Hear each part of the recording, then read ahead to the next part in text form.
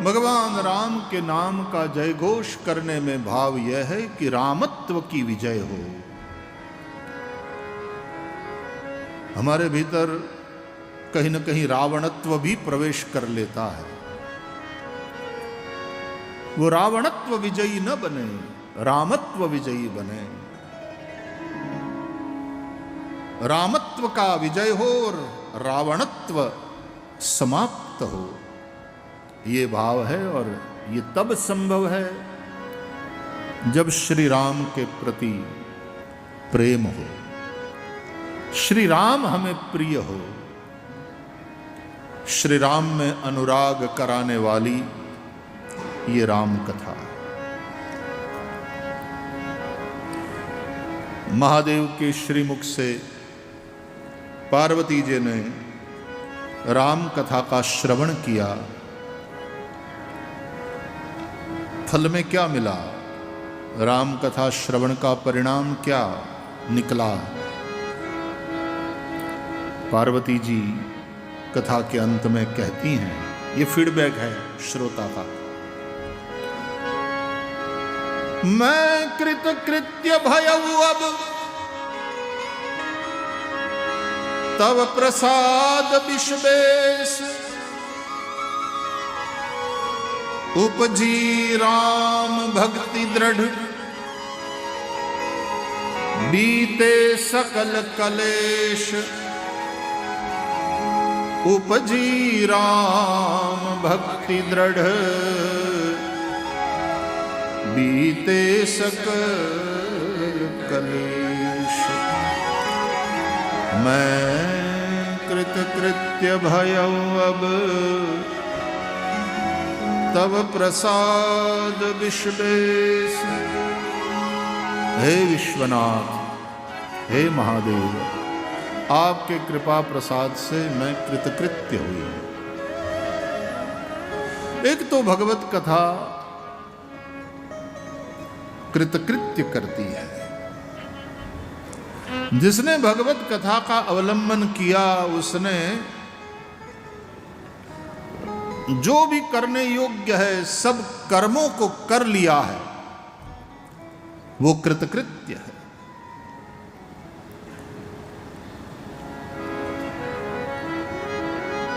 लेकिन उस कृतकृत्यता का भाव कब जागता है? बोले उपजी राम भक्ति दृढ़।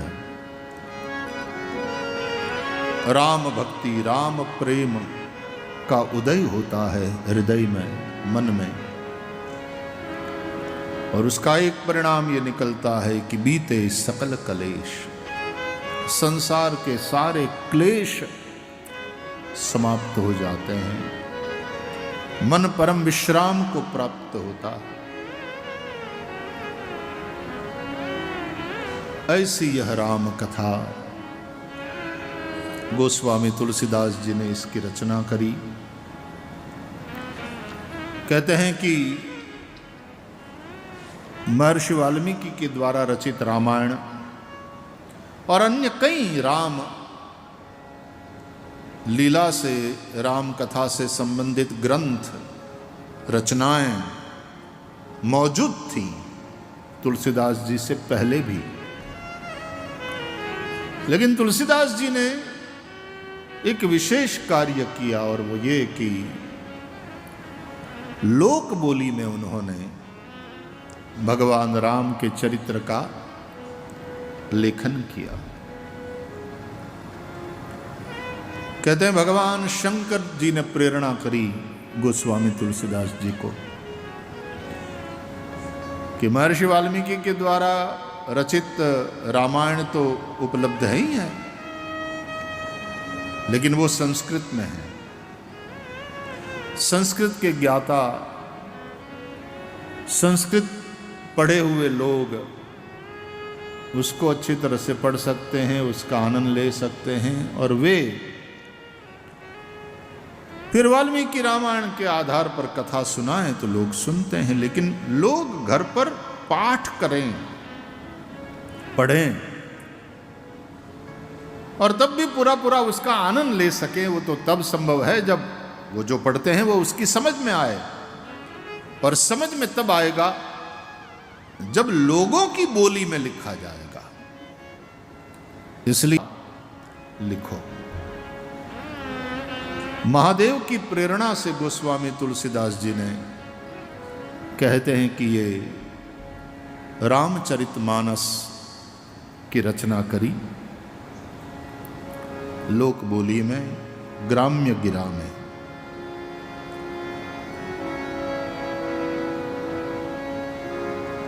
सातों कांड पूरे हुए।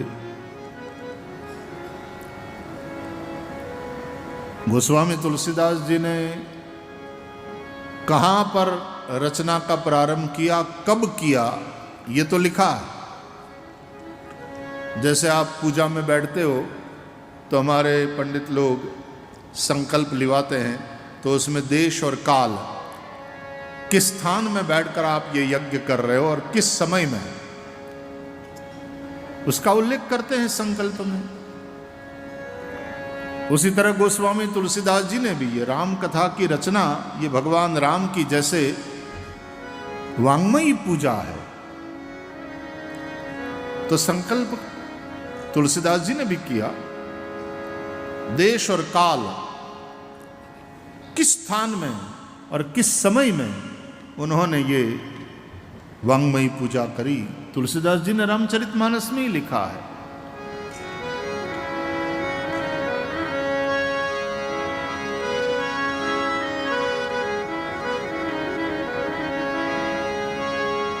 चैत्र मास शुक्ल पक्ष नवमी तिथि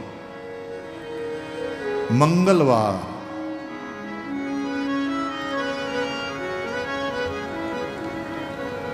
नवमी भौम बार मधुमासा, ओ अवधपुरी यह चरित प्रकाशा, संबत 16 से 31। संबत 1631,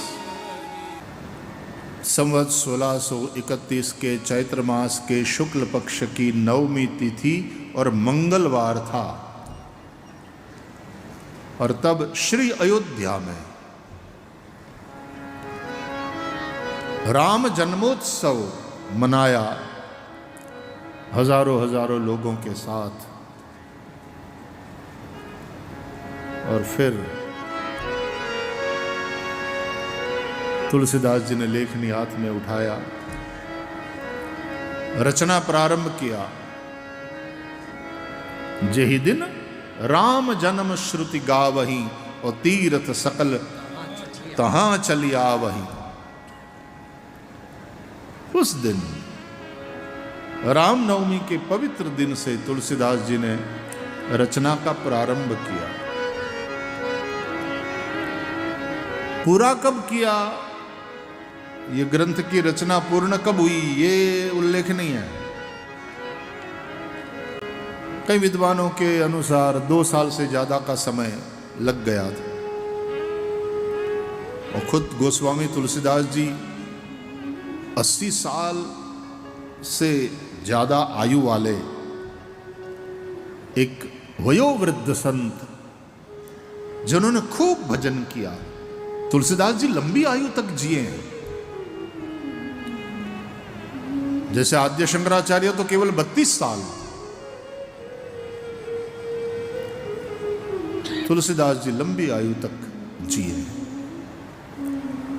तो अपनी वृद्धावस्था में जब आदमी पूर्णतया परिपक्व होता है, अनुभव से समृद्ध होता है, और जिनकी साधना भी एक ऊंचाई पर पहुंची है, ऐसी अवस्था में तुलसीदास जी ने रामचरितमानस की रचना करी है। 7 कांड में ये रचना पूर्ण हुई। रामचरितमानस का कुछ अंश अयोध्या जी में और कुछ अंश काशी में लिखा गया। जैसे आप किष्किंधा कांड का प्रारंभ करते हैं तो गोस्वामी तुलसीदास जी ने उसमें काशी की महिमा का बखान किया। भगवान काशी विश्वनाथ उनकी महिमा को गाया। तो कहते हैं कि वो रचना के समय गोस्वामी तुलसीदास जी खुद काशी में थे, और काशी में तुलसी घाट है ही, आप लोग गए ही हैं गंगा जी के तट पर। वहाँ पर गोस्वामी तुलसीदास जी की माला, तुलसीदास जी की वो तुलसी माला, और कहते हैं कि वहाँ वो हस्तलिपि भी है, उसका दर्शन वहाँ पर कराते हैं। रचना पूर्ण हुई। कहते हैं तत्कालीन संस्कृत के विद्वान पंडितों ने इस रचना को मान्यता देने से इनकार कर दिया, क्योंकि ये रचना संस्कृत में नहीं थी। हालांकि तुलसीदास जी ने रचना का प्रारंभ भी संस्कृत भाषा से किया है, रचना का अंत भी संस्कृत भाषा से किया है। प्रत्येक कांड के प्रारंभ में उन्होंने संस्कृत श्लोकों की रचना करके मंगलाचरण किया है, लेकिन पूरी रचना संस्कृत में नहीं है। इसलिए संस्कृत के विद्वानों ने इस ग्रंथ को मान्यता देने से इनकार कर दिया। तुलसीदास जी ने कहा कि भाई मैंने तो भोले बाबा की प्रेरणा से लिखा है, मैं भोले बाबा के चरणों में समर्पित करता हूँ। तो ऐसा भी कहा जाता है कि फिर विद्वानों के समूह में ये निर्णय किया गया कि यदि भोले बाबा की इच्छा से तुलसीदास जी ने रामचरितमानस की रचना करी है, तो भोले बाबा इसका स्वीकार करें, और स्वीकार किया है ऐसा कुछ प्रमाण मिलना चाहिए। कहते हैं काशी विश्वनाथ के मंदिर में भगवान विश्वनाथ की सन्निधि में सारे ग्रंथ रखे गए। रात्रि में मंदिर के द्वार बंद हुए। सुबह जब द्वार खुले तो लोगों ने, पंडितों ने, पुजारियों ने पाया कि गोस्वामी तुलसीदास जी विरचित इस श्री रामचरितमानस पर खुद बाबा विश्वनाथ ने दस्तखत कर दिए थे। सत्यम शिवम सुंदरम, इन 3 शब्दों से जैसे मान्यता दे दी, जैसे प्रमाण पत्र दे दिया, जैसे भोले बाबा ने अपना अभिप्राय प्रकट कर दिया कि सत्यम है ये, शिवम कल्याणकारी है ये, और सुंदरम अत्यंत सुंदर रचना है। और फिर तो इस श्री रामचरितमानस की मान्यता, लोकप्रियता इतनी ज्यादा बढ़ गई कि जन जन, सामान्य आदमी, कम पढ़ा लिखा भी इसको पढ़ सकता है। न केवल पढ़ सकता है, समझ सकता है। और फिर जो विद्वान हैं, जो गोताखोर संत है, आचार्य है, कथावाचक है, चिंतक है, वे तो इस कथा से सुंदर सुंदर भाव के मौक्तिक ले आते हैं और समाज के समक्ष रखते हैं। गोस्वामी तुलसीदास जी ने कहा कि ये जो मेरी रचना है ये रामायण नहीं है, रामचरित मानस ही नामा, रामचरित मानस ही नामा, रामचरित मानस ही नामा, रामचरित सब गाइए, गाने लायक है एक एक चौपाई। सुनत श्रवण पाई विश्राम, सुनत श्रवण पाय विश्राम, सुनत श्रवण पाय विश्राम, सुनत श्रवण पाय विश्राम, रची महेश निज मानस राखा, रची महेश निज मानस राखा, रची महेश निज मानस राखा, रची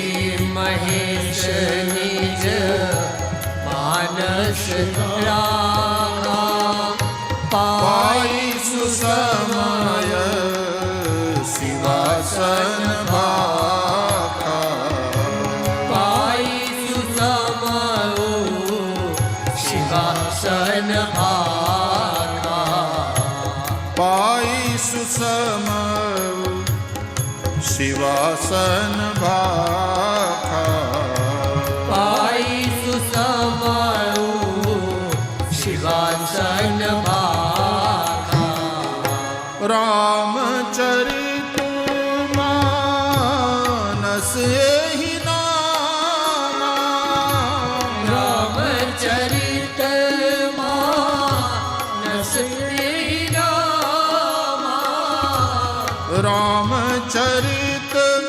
मानस एहि नामा, रामचरित मानस रामा, सुनत श्रवण पाई विश्राम, सुनत श्रवण पाय विश्राम, पाई विश्राम, पाय विश्राम, पाई विश्राम। पाय विश्राम। ये रामायण नहीं है, ये रामचरितमानस है, जिसका श्रवण करके मन को परम विश्राम प्राप्त होता है। क्यों रामचरितमानस नाम रखा गया? तुलसीदास जी ने समझाया कि रचि महेश निज मानस राखा। सबसे पहले भगवान शिव जी ने इसकी रचना किया था और अपने मन में रखा था, मन में रम रहा था रामचरित्र। और जब योग्य समय आया तब उन्होंने शिवा पार्वती के समक्ष इसका गायन किया, नहीं तो अपने मन में रखा था। ताते रामचरित मानस बर, धरे वो नाम ही हेरी हर शिहर। इसलिए भगवान शिव ने इसका नाम रखा रामचरितमानस, और श्रीमद् शब्द लगाया गया, श्रीमद् रामचरितमानस। जैसे श्रीमद् भागवत महापुराण, श्रीमद् भगवत गीता, तो श्रीमद् शब्द लगाया जाता है और आदरपूर्वक, जैसे ठाकुर जी के मस्तक पर मुकुट धराते हैं ना हम, उसी तरह इन ग्रंथों के ऊपर श्रीमद् शब्द का मुकुट। तो श्रीमद् रामचरितमानस, श्रीमद् रामचरितमानसमिदं, श्रीमद् रामचरितमानस। तो श्रीमद् शब्द का अर्थ तो सीधा साधा है, जो श्री से युक्त है वो है श्रीमद्। श्री मतलब भक्ति, श्री मतलब सौंदर्य, श्रीमद्।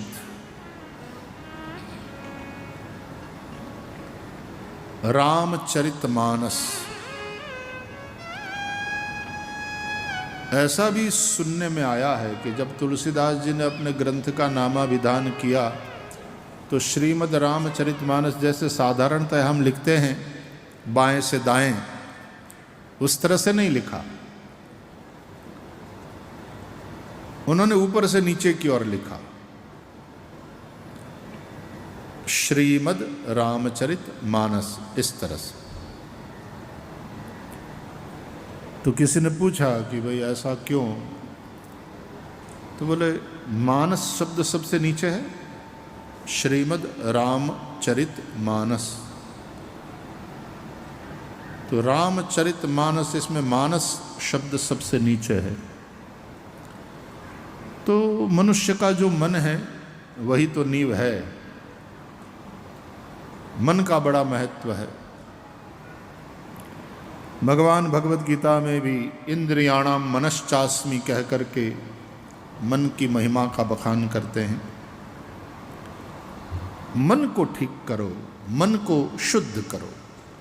ये कथा मन को शुद्ध करती है। श्रीमद् भागवत में भी भगवान वेदव्यास जी एतस्माद् अपरम किंचिन मनः शुद्ध्यै न विद्यते, ये कहते हैं भगवत कथा के समान कलिकाल में मन को शुद्ध करने का दूसरा कोई साधन नहीं। ध्यान में सबका मन नहीं लगता, ज्ञान की बातें सबके पल्ले नहीं पड़ती, पूजा पाठ में सबकी रुचि नहीं होती। लेकिन कथा एक ऐसा उपक्रम है कि साधारण लोग भी इसमें हिस्सा लेते हैं, सुनते हैं, क्योंकि इसमें आपको और कुछ करना ही नहीं है ना, आपको केवल बैठना है। और यहां आकर के बैठे हैं तो सुनेंगे ही, और मन दे करके सुनेंगे तो फिर उसका विशेष महत्व है। नहीं तो यहां बैठ करके मोबाइल के साथ भी खेल रहे हैं। ये मोबाइल का उपद्रव इतना बढ़ा है, इतना बढ़ा है। पहले तो लोग शाम को 5 बजे दुकान को बढ़ा लेते थे, ऑफिस को बढ़ा लेते थे, फिर घर आ जाते थे। तो फिर घर के पत्नी बच्चों के साथ, माँ बाप के साथ सब मिल करके टीवी देख रहे हैं, बातें कर रहे हैं, खेल रहे हैं। अब क्योंकि ये मोबाइल फ़ोन आ गया तो दुकान बढ़ाने के बाद, ऑफिस बढ़ाने के बाद भी आपकी ऑफिस चालू रहती है, क्योंकि मोबाइल आपके साथ है ना। जहां आप जाते हैं ऑफिस साथ में लेकर के जाते हैं। घर पे आ गए तब भी तुम्हारा ऑफिस चालू है, फ़ोन कॉल्स चालू है। तो न बच्चों के लिए समय है, न घर वालों के लिए समय है। हमारे यहाँ एक बहन तो कहती थी कि 5वां फेरा इन्होंने मोबाइल के साथ लिया है। मुझे जितना समय नहीं देते उतना मोबाइल को देते। बच्चों के लिए समय नहीं। एक वकील साहब थे, बहुत माने हुए, बहुत बड़े, एक एक केस के एक ही बार अपीयरेंस के लाखों रुपया चार्ज करते थे। तो एक दिन उसके बच्चे ने, जब भी बाप के पास जाए बच्चा, पापा मुझे आपसे कुछ कर, नहीं बेटा अभी नहीं, अभी पापा आप बिजी है, बाद में बात करेंगे। थोड़े दिन के बाद, पापा मैं आपसे कुछ कहना not now, right now I am busy, पापा बाद में बात करेंगे, आप जाओ अपना होमवर्क करो, या तो जाओ आप खेलो।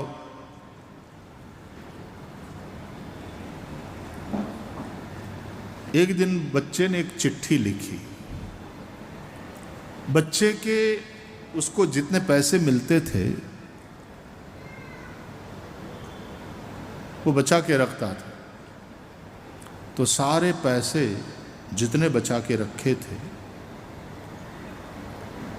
पापा के पास गया और चिट्ठी और वो पोटली पैसे की वो दे करके आया कि पापा प्रणाम, आप बहुत बड़े वकील हैं, मैं समझता हूँ आप बिज़ी है, आप बहुत चार्ज करते हैं, लेकिन मैं आपका बेटा हूँ, आपने जितना पैसा अभी तक मुझे दिया है मैंने खर्च नहीं किया, बचा के रखा है, इस पोटली में है, मुझे आपका 1 घंटा चाहिए, ये पैसा ले लीजिए फीस का, 1 घंटा तो मेरे साथ खेलिए। और बाप रो दिया कि मेरे बच्चे ने मुझे इस प्रकार की चिट्ठी लिखना पड़ रहा है, मैं पैसा कमाने की मशीन बन गया हूं, न मुझे अपने परिवार के लिए मेरे पास समय है, न अपने माँ बाप के लिए समय है, न मेरे खुद के लिए समय है। मोबाइल और टेक्नोलॉजी और ये इंटरनेट अच्छी बात है, लेकिन क्या इम्पैक्ट है हमारी लाइफ पर, कितना ज़्यादा प्रभावित कर दिया है इस टेक्नोलॉजी ने कि तुम नहीं रह गए, अब इंसान जैसे मशीन हो गया। और इंटरनेट की गंदगी ने युवाओं को इतना ज़्यादा अपनी पकड़ में ले लिया है, बलात्कार बढ़ रहे हैं, विकार बढ़ रहे हैं,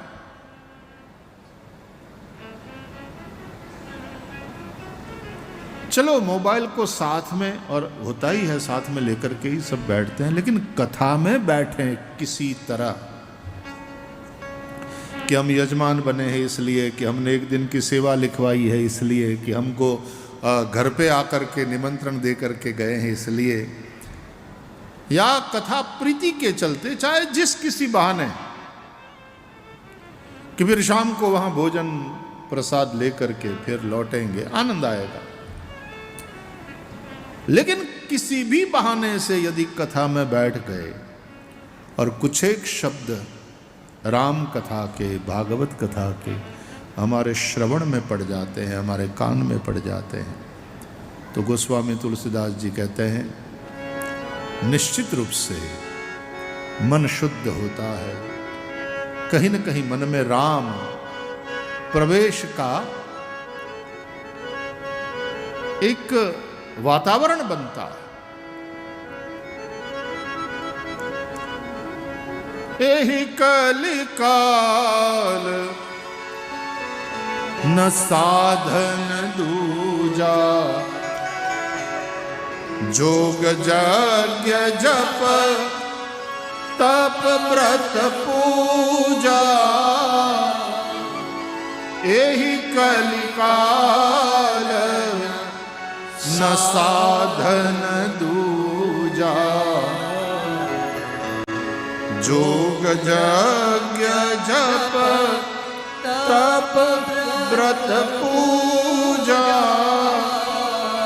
राम ही सुमीरिय गाय राम ही, राम ही सुमीरिय गाय राम ही, संतत सुनिय राम गुण ग्राम ही, संतत सुनिय राम गुण राम ही, एहि कलिकाल न साधन दूजा, जोग यज्ञ जप तप व्रत पूजा, एहि कलिकाल साधन दूजा, एहि कलिकाल न साधन दूजा, जोग यज्ञ जप तप व्रत पूजा, तप व्रत पूजा, तप व्रत पूजा।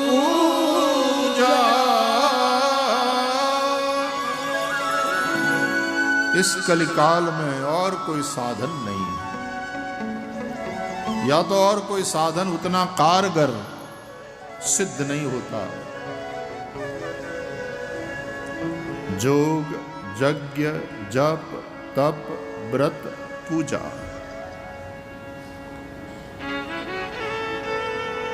इन साधनों का महत्व है, याद रहे। योग का महत्व है, यज्ञ का महत्व है, करते ही हैं। कई लोग नियमित रूप से योग करते हैं, प्राणायाम करते हैं, आसन करते हैं, यज्ञ करते हैं। कईयों की यज्ञ में रुचि होती है, घंटों भर बैठकर पूजा स्वाहाकार के साथ यज्ञ में आहुति देना अच्छा लगता है। पवित्रता का एक भाव मन में बनता है, श्रद्धा बलवती होती है, देवों के प्रति आस्था हमारी दृढ़ होती है। योग, यज्ञ, जप, कईयों की बड़ी रुचि होती है जप में, जहां देखो हाथ में माला, इष्ट मंत्र का जप करते रहते हैं। तप, कई हैं तपस्वी, कई लोग व्रत में लगे हुए हैं, एकादशी का व्रत या अन्यान्य व्रत। कईयों की पूजा में रुचि होती है, घंटों भर पूजा करेंगे। ये सारे के सारे साधन महत्वपूर्ण है, लेकिन कलिकाल में उन साधनों के लिए हम उतने योग्य नहीं रह गए, कहने का तात्पर्य ये। क्योंकि योग का अर्थ केवल आसन और प्राणायाम ही नहीं है, और आसन और प्राणायाम के द्वारा हम अपने स्वास्थ्य को, शरीर के सौष्ठव को ठीक रख सकते हैं। लेकिन योग का अल्टीमेट जो लक्ष्य है वो तो उस परम तत्व के साथ एक होना, जो उस परम तत्व के साथ जोड़े।